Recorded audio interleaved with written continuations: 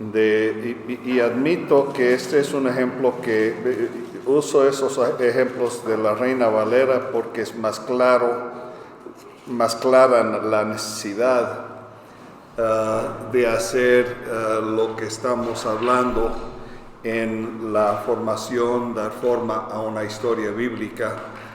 Pero quiero que escuchen este pasaje y que me digan después cuáles son algunas palabras o ideas, cosas que se tendrá que expresar de otra forma de lo que expresa según su contexto. Entonces voy a leer de Juan capítulo 6, pero pongan atención y hagan nota mental de palabras que se tendría que explicar diferente a los que no tienen un trasfondo bíblico. ¿Me explico? Entonces, así dice: después de esto, Jesús fue al otro lado del mar de Galilea, el de Tiberias, y le seguía gran multitud porque veían las señales que hacía en los enfermos. Entonces subió Jesús a un monte y se sentó ahí con sus discípulos. Y estaba cerca la Pascua, la fiesta de los judíos. Entonces ahí nada más con esos 4 versículos. ¿Cuáles? ¿Se dan cuenta que todavía hay cosas que son difíciles quizás para el contexto de los que no tienen un trasfondo bíblico? Pero en 2 lugares Juan trata de aclarar. Él da 2 aclaraciones para aclarar lo que está expresando. ¿Se acuerda dónde están las 2 aclaraciones? La Pascua, la fiesta de los judíos, y al comienzo también decía de los lugares. el lugar, sí, el mar de Galilea o de Tiberias. Entonces él estaba aclarando dónde también. Entonces Juan estaba tratando de aclarar aún para sus lectores o los recipientes del Evangelio. Aún en el transcurso él sabía que habría que hacer esa aclaración. Entonces ya sabemos.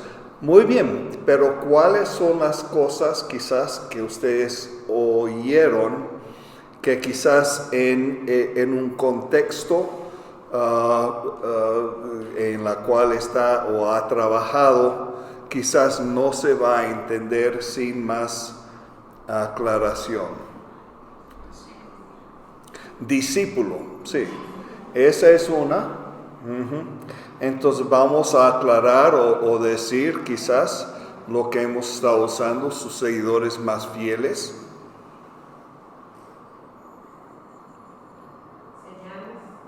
Señales, alto, o señales.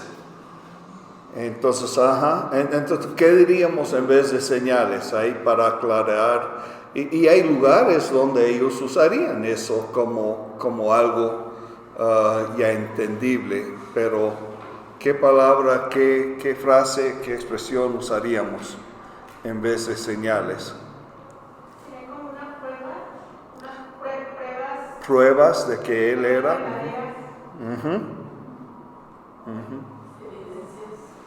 Evidencias. Excelente. Me gusta. Otra palabra. Lo que dice en el mame es vamos a ver. Vamos a ver. Por señal. Wow. Ajá. Ok. Una palabra, por ejemplo, estaba ahorita comentando con Tania, cuando ella llegó a su comunidad, en la comunidad donde ella trabajaba, en unos pueblitos así remotos por el concepto del mar no era claro, porque están en la montaña, en la Sierra Tarahumara, y ahí no hay mar, ni muchos, ni siquiera un lago o una laguna, o sea, hay arroyitos, corre muy poca agua, entonces explicar el mar era como complicado. Casi en todos los idiomas mexicanos eso viene a ser un problema, pero los zapotecos de la costa tienen su solución. Y estábamos en la retrotraducción de una secuencia de historias con hermanos ahí de la costa zapoteca y aquí de Oaxaca. Y estaba viendo la retrotraducción y estaba hablando de agua-fuego. Agua-fuego. Agua-fuego, digo. Porque estaban haciendo lo que yo quería, era hacer una retrotraducción muy literal. Y me lo estaban haciendo, porque para mí esa es la belleza de los idiomas, de ver esas riquezas de expresión. Entonces, agua, fuego, agua. ¿Y qué es esto? Porque en inglés tenemos fire, water, que es agua, fuego, o fuego, agua, agua, fuego, que es la palabra que se usa para un alcohol bastante, una bebida muy quemante, agua ardiente, y en español es agua ardiente, fire, water, es la misma expresión. Gracias, no se me había penetrado. Entonces, y dije, entonces, ¿qué quiere decir esto? No, así decimos mar. ¿Cómo que mar? Agua, fuego. Es que como viven en el Pacífico, cuando se pone el sol y el sol toca el agua, todavía es tan inmensa el agua, el mar, que ahí cuando toca y como que quema un poco el agua ahí antes de bajar que el sol se ponga. Es el agua fuego, es agua tan grande que al verlo como que quema cuando se pone el sol. Entonces, qué bonito, sí. Entonces ahora, pero ellos sí tenían la extensión de agua para decirlo, pero el problema que muchos idiomas mexicanos tienen es de que no pueden diferenciar desde un riachuelo que se seca en la época de seca y el mar. Entonces es interesante eso.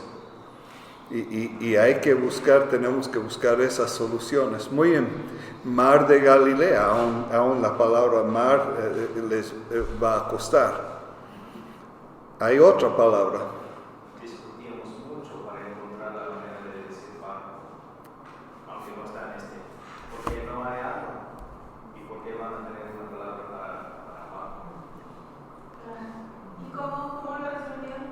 Pues tenemos ese rango semántico que nos ayuda, porque en el PAME Norte tenían casa que, bueno, para decir casa es casa, para decir camioneta o vehículo es casa que camina en el camino, para decir un avión es casa que vuela.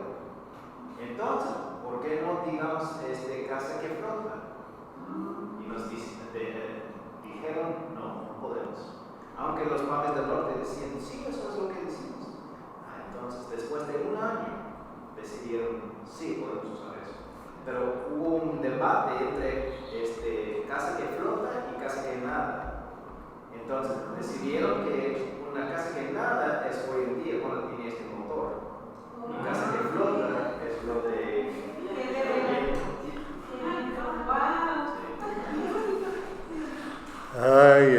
Pero otros recursos, si están trabajando como una traducción, pueden pedir retrotraducciones de otros variantes. Como por ejemplo en Tarahumara ya hay varias traducciones. Pueden escribir a los que han trabajado ahí para ver si pueden prestar o regalar acceso a su retro para buscar la manera en la que ellos dicen que puede ayudar. Wow. Entre un grupo quechua en Perú habíamos hablado mucho de barco y no aceptaban canoa, no aceptaban palabras, nada de eso. Entonces cuando estaba escuchando a ellos contar la historia, escucho puki. Eso sí lo estoy entendiendo. ¿Cómo que buque están diciendo? Sí, y ellos habían decidido en la traducción por escrito usar ese préstamo. El problema es que todavía me frustra un poco porque no sé cómo diferencia entre un buque y una lancha pesquera.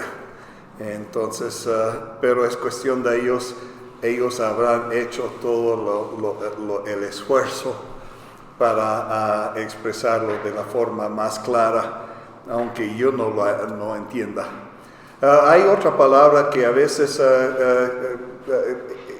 es difícil y es una palabra hasta la Pascua de los judíos, porque hay lugares donde, ¿qué dicen en época de Navidad algunas veces? ¿Felices qué? Pascuas. Aquí no dice felices Pascuas. En Sudamérica decían felices Pascuas. Sí, ajá. Hace años había tarjetas de Navidad. Yo de niña leía y decía, ¿por qué dice eso? Sí. Pero decían felices Pascuas. Pues ya se da cuenta que ya soy vieja. Ajá. Eso era cuando yo era Y yo más. Ajá. Y la ventaja es que los idiomas cambian y de lugar en lugar también. Entonces, pero en ciertas partes de Sudamérica, esa idea de Pascua ya la tienen casi aplicada a las fiestas navideñas. Y es interesante. En el pueblo para Pascua es cuando en el día de Semana Santa. Sí. Entonces ellos sí están manteniendo la época de la tradición judía. Ajá. Quiero mencionar este página web aquí, tips.translation.bible. Puede buscar, desafortunadamente está escrito en inglés, pero tiene lugares, puede buscar por versículo de la Biblia, y si entonces si enfrenta un problema, puede buscar para ver si otros han tenido problemas con esto en el pasado. Va a dar ejemplos de idiomas. Muchos de esos ejemplos vienen de México, pero también puede buscar por palabra o categoría. Es muy interesante. Entonces, en este proceso de la traducción tenemos varios pasos. Empezando con el estudio exegético, vas a pasar mucho tiempo en eso. Pero cuando empieza en la traducción, vamos a decir, tiene un borrador, un tiempo entre el equipo que van a traducir de su primer paso. Luego va a compartir con otros miembros para que ellos como equipo pueden revisar, dar comentarios, decir que estás loco, lo que estás diciendo no es correcto, o lo que sea. Y van a revisar entre este equipo. Luego va a checar con la comunidad para recibir sus comentarios y ver si todo está entendible o lo que puede salir de también puede ser locura. Pero entonces, después de esto, vamos a llegar en retrotraducción. La retrotraducción suena raro, ¿no? Pero es retrotraducir desde el idioma en la que queremos llegar. Vas a traducir otra vez de lengua de fuente, de español, inglés, lo que sea, para que los consultores como Quique pueden checar para ver lo que está. Porque muchas veces los consultores no hablan el idioma de la traducción, pero quizás han trabajado en otra variante de esta misma familia o del mismo país, o tienen experiencia con algo de la familia, es lo mejor. Pero lo que necesitan es retrotraducción para ver las estructuras y ver lo que está. Hay dos tipos de retrotraducción. Uno que es, estoy traduciendo esto de inglés de pausa y respirar, que es palabra por palabra. Entonces, si dice Tips Translation Bible, voy a decir, pero muy literalmente, no son tipos, es más como consejos, traducción bíblica. Pero no suena natural, pero está dando la estructura del idioma que quiere llegar, como el ejemplo de blanco. Queremos llegar traduciendo el mensaje hasta lengua. Y es muy literal. Y luego tenemos otro que es la retrotraducción de recontar, que es más natural, es más como entienden lo que está y van a recontar lo que entienden. Lo bueno es que no es una prueba de memoria para la retrotraductora, ni es nada de decir que ella o ellos están haciendo algo bueno o malo. Eso es para decir lo que está en la traducción, porque como todos nosotros, cuando estamos involucrados en un proyecto, estamos escribiendo, revisando, pensamos que todo está listo, está bien hecho, no hay nada más que corregir. Y en la retrotraducción sale un montón de cosas, pero nosotros no dimos cuenta. Pero el consultor, quien no estaba involucrado en todo este proceso, va a llegar y nada más ver retrotraducción. Y ellos van a decir, mira, qué locura es. Por ejemplo, en Jonás capítulo 2, no sé si recuerdas, en Jonás capítulo 2, en el proyecto PAME, donde está diciendo que Jonás estaba gritando desde la tierra de los muertos. Lo que decía en la retrotraducción es que Jonás estaba gritando debajo de un montón de cadáveres. La consultora nos preguntó, ¿eso es lo que quiere decir? Déjame ver. No, no es lo que queremos decir. Debemos cambiar. Y no dimos cuenta durante todo el proceso hasta la retrotraducción. Cuando la consultora vio la retro, nos dijo, hay que cambiar esta cosa. Pero es bien importante porque descubre mucho. Y bueno, me imagino que Quique tiene historias también de lo que ha salido de estos retros. Y es verdad, porque muchas veces tenemos preguntas que al consultar de vuelta con el equipo lo resuelven, nada más así decimos. Y nada más con esa solución uno entiende que ellos sí consideraron y que lo que me suena raro a mí, para ellos es completamente natural y bien claro y justo con el texto también. Pero nos da la oportunidad de preguntar si eso no es.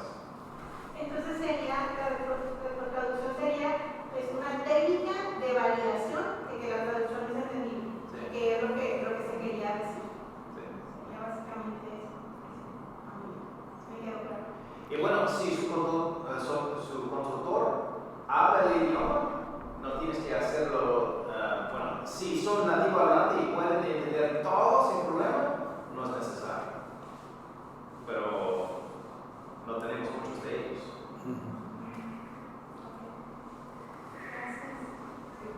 Por eso es que el hermano Quique pudiera consultar en cualquier idioma, porque en el caso de México el idioma puede ser español y la retrotraducción siempre va a estar en español.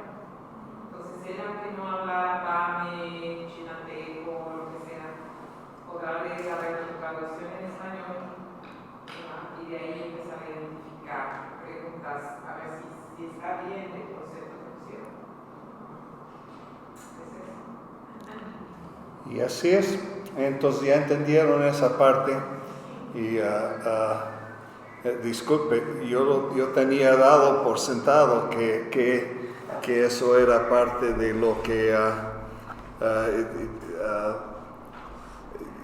se expresa. El problema es que Microsoft Word no le gusta la palabra retrotraducción, como que no existiera. Entonces, hay algunas, entonces nos damos cuenta que eso no es una palabra común, que aunque para nosotros sea muy común.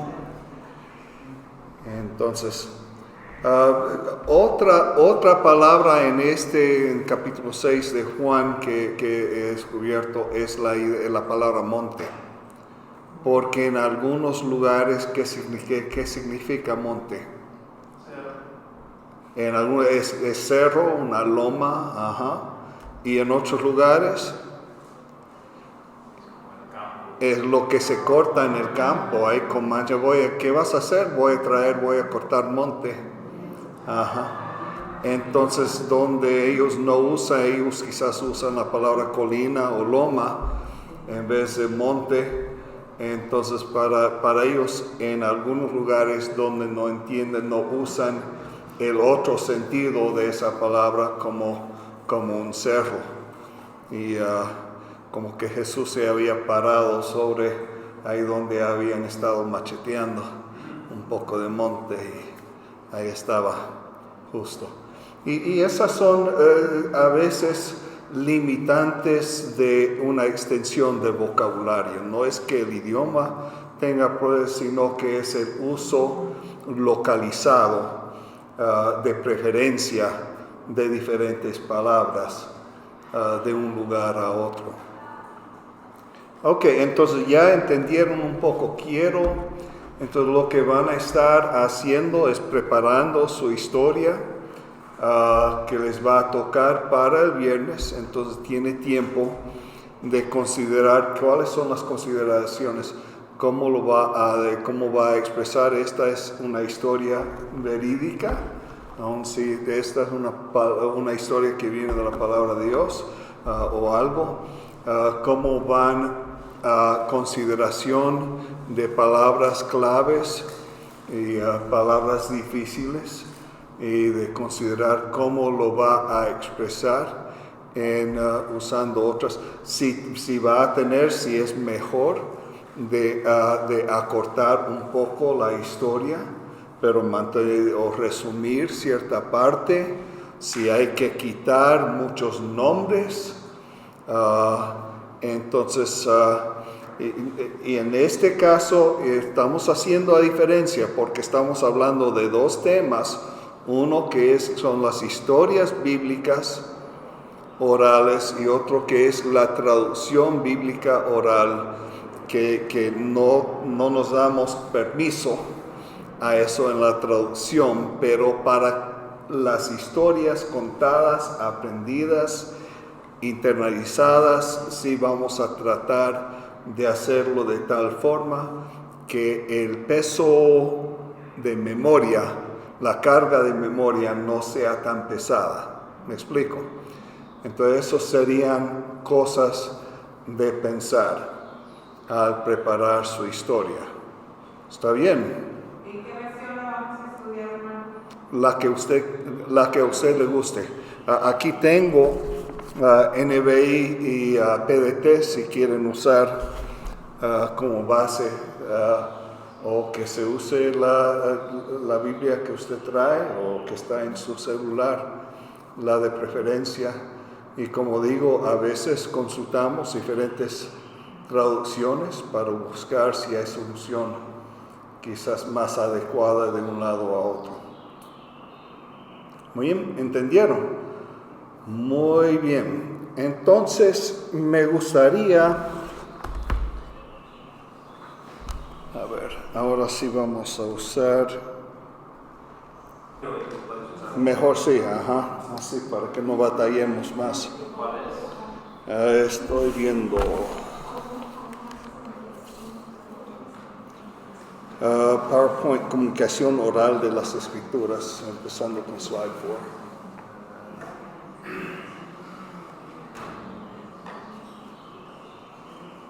4. Ahí era esta.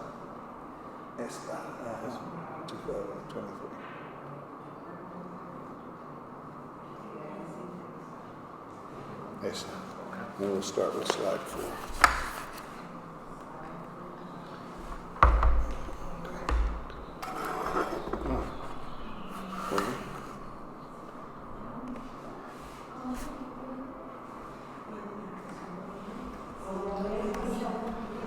¿Se acuerdan las 4 palabras que le di ayer como algunos valores nuestros al contar la historia? La primera era que sea bíblica, la segunda que sea comprensible, la tercera que sea ininterrumpida, íntegro, a veces completo, aunque completo a veces expresa un poco más de lo que queremos, pero ininterrumpido. Entonces, y la cuarta, ¿cuál era? Reproducible.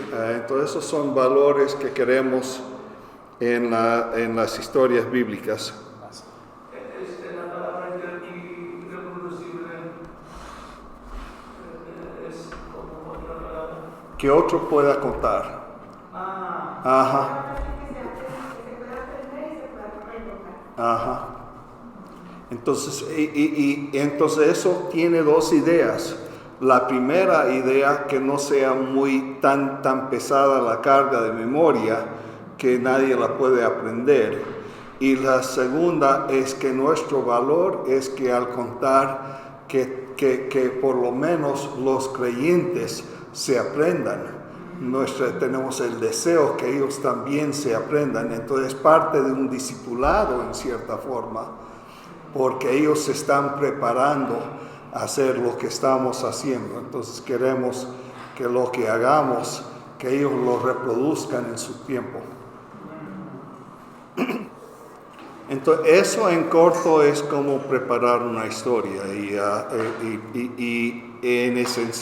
esencialmente eso, la historia preparada, después hay que hacer la prueba y probarla con otros para que vean cómo ellos lo entiendan, si hay una mejor forma de expresarlo. Entonces de probarlos como estamos haciendo en nuestro idioma materna, entonces no vamos a hacer retrotraducción para esa historia, pero esta preparación es algo que vamos a estar haciendo y dando forma a una historia de tal forma que sea aceptable como una historia verídica, una historia bíblica, una historia que viene de Dios en el pueblo donde uno lo va a estar contando.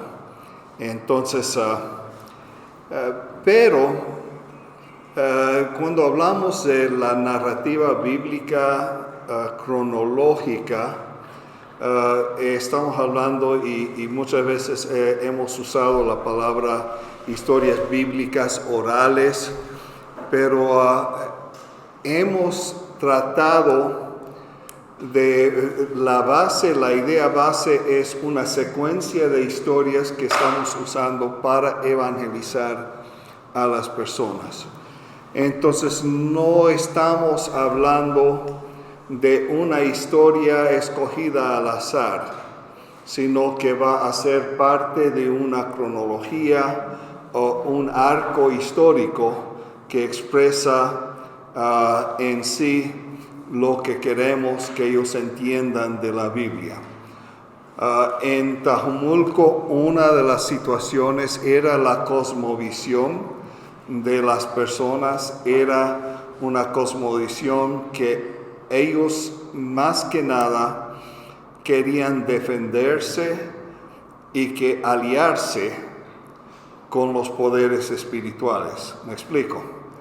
Entonces, de defenderse de los malos espíritus y de buscar aliados entre los espíritus que les hiciera bien. La idea del Dios creador, el Dios alto, ellos tenían la palabra que era del sol, que también era la misma palabra por día, y entonces, y para ellos pero ese Dios soberano para ellos era ya demasiado alejado, pero tenían los poderes espirituales a los cuales ellos querían presentarse para defender del mal y para buscar el beneficio también y hacer las cosas necesarias para que sus cultivos den y para que hubiera suficiente y no demasiada agua y todo eso. Entonces era parte de eso era lo que ellos entendían en cierta forma de un Dios o de los poderes espirituales también. Entonces vemos que si llegamos y decimos, bueno, yo quiero presentarte a mi amigo más fiel, que Él me ama, me busca. Él se llama Jesús. Y quiero que tú entiendas que Jesús es Hijo de Dios y que Dios te ama y Él mandó a Jesús a morir en mi lugar, en tu lugar. Lo que estoy diciendo es correcto, pero no concuerda, no tiene nexos con la vida de ellos. Entonces queremos empezar con una forma que ellos entiendan el carácter de Dios. Y para entender el carácter de Dios, ¿dónde es que lo descubrimos con más mejor? Sino en el Antiguo Testamento se nota que el carácter de Dios, el carácter de Dios como creador, el carácter de Dios que nos da dirección en la vida, el carácter de un Dios que busca a las personas por nombre y los llama y les da razón de vivir. Entonces hay varias cosas que encontramos. Entonces, para llegar a que se entienda un Dios que nos conoce personalmente y no un Dios que nada más sube al cielo y se baja de noche y que es tan alejado y no tiene una personalidad, pero los que tienen personalidad son los santos y los espíritus, y con ellos ya nos llevamos, pero hay que buscar y hacer lo correcto. Entonces necesitamos establecer que Dios tiene un carácter, que Él nos conoce, que Él nos ama y está buscando nuestro bien, aunque nosotros vivimos y somos de una raza rebelde también. Entonces, por eso hemos escogido empezar con una cronología, empezando de la creación y contando historias en secuencia, mostrando el carácter de Dios, mostrando la rebeldía humana, la separación que tenemos de Dios, la provisión que Dios hace, la promesa de Dios, y en la persona de Jesús y su muerte en nuestro lugar y resurrección y la esperanza que tenemos en Él. Entonces eso abarca, pero eso se puede ver en la historia bíblica. Entonces, si empezamos sencillamente con Jesús, el problema en muchos lugares es que la idea de Jesús se añada a lo que ellos ya lo tienen conocido y viene como añadidura en ciertos casos, y entienden una parte, pero no han entendido el carácter de Dios, el Creador. ¿Me explico? Entonces, por eso hablamos mucho de la cronología y de escoger historias que puedan expresar un arco de la historia desde la creación hasta la persona y hasta la muerte y la resurrección de Jesús. Y cuando empieza la iglesia también. Entonces, pero ya hemos hablado, la narrativa bíblica se usa, y por lo menos, por lo general, cronológica se usa porque es la forma natural de comunicar entre una etnia. Se basa completamente en la Biblia, entonces vamos a usar historias de la Biblia.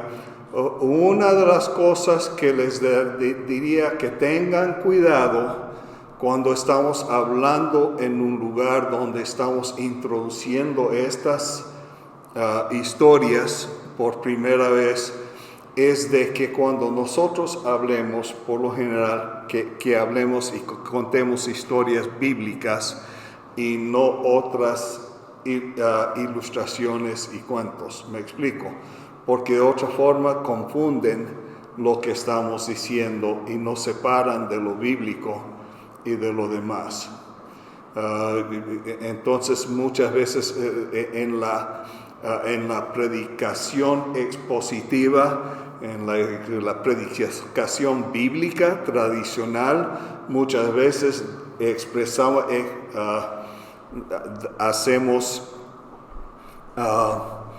explicamos el texto y muchas veces lo ilustramos con una historia y después buscamos aplicarlo a la vida. Entonces viene exposición, ilustración y aplicación. Nos ha servido muy bien en muchos lugares y para muchos de nosotros así recibimos a Cristo. Entonces el problema es que cuando está mezclado una historia o un texto bíblico y una ilustración con personas que son comunicadores orales, ellos no van a saber que esa parte era una ilustración o no. ¿Me explico? Entonces no queremos causar más confusión de lo que ya existe. Y fácilmente lo hemos hecho a veces. Entonces cuidado que nos quedemos con la narrativa bíblica. Entonces se basa completamente en la Biblia. Es cronológica, es secuencial. Vamos a empezar de un lado y continuar hasta llegar a terminar la secuencia de historias o el juego de historias que hemos escogido. Hermanos, les digo que en muchas iglesias tenemos gente que han sido parte de la iglesia por muchos años, que no le podría decir quién fue primero, Moisés o Abraham, o dónde está en una cronología Pedro en comparación con Elías. Y la verdad es que porque muchas veces predicamos escogiendo temas bíblicos que nos parece apropiadas para la iglesia o para el grupo, entonces vienen un poco mezclados en su cronología y nunca damos a veces una idea para que se vea el historial. A mí me gusta decir la historia magna, la historia grande, del comienzo hasta Apocalipsis.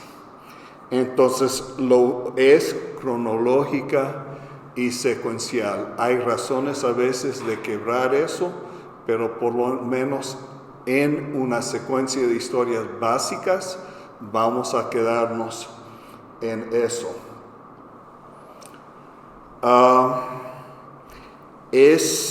Se mira hacia atrás, pero no hacia adelante. Entonces aquí estamos un poco avanzados. Voy a ver si veo fecha. Ahí estamos. Ok, ya lo entendí. Se mira hacia atrás, pero no hacia adelante. Entonces lo que hemos estado hablando. Preferimos hablar de las historias que hemos presentado, quedar entre esos marcos al hablar y no adelantarnos para decir, mire, esta historia de Abraham e Isaac nos va a llevar a que entendemos a Jesús mejor. Hasta que lleguemos a Jesús y la muerte de Jesús, no vamos a hacer ese vínculo lógico que tenemos y teológico también, pero se mira hacia atrás, pero no hacia adelante. Entonces, si se escogen las historias basadas en verdades bíblicas universales que queremos comunicar. Hay historias que son buenísimas para presentarnos esas verdades necesarias para que la gente llegue al Señor. Hay historias que no van a ayudar mucho. El chiste de todo esto es que al escoger una serie de historias, es escoger una serie de historias que no sea tan larga que nunca las podemos completar, por querer incluir todo, y que no sea tan corto que no abarca las bases, las áreas necesarias de comprensión para que uno entienda el Evangelio. Muy bien.